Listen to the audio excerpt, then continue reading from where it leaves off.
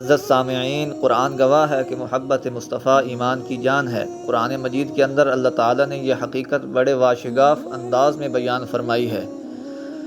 اور اپنے پیغمبر سے پرزور اعلان کروایا ہے کہ قُلْ إِنْ كَانَ آبَاؤُكُمْ وَأَبْنَاؤُكُمْ وَإِخْوَانُكُمْ وَأَزْوَاجُكُمْ وَعَشِيرَتُكُمْ وَأَمْوَالٌ اقْتَرَفْتُمُوهَا وَتِجَارَةٌ تَخْشَوْنَ كَسَادَهَا وَمَسَاكِنُ تَرْضَوْنَهَا أَحَبَّ إِلَيْكُمْ مِنَ اللَّهِ وَرَسُولِهِ وَجِهَادٍ فِي سَبِيلِهِ فَتَرَبَّصُوا حَتَّى يَأْتِيَ اللَّهُ بِأَمْرِهِ، کہ اے محبوب فرما دیں کہ لوگو،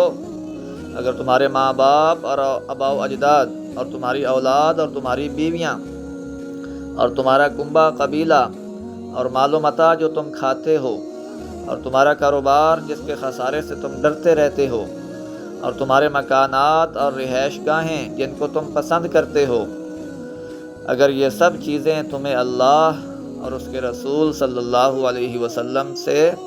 اور خدا کی راہ میں جہاد کرنے سے زیادہ پیاری اور عزیز ہیں تو پھر میرے عذاب کا انتظار کرو۔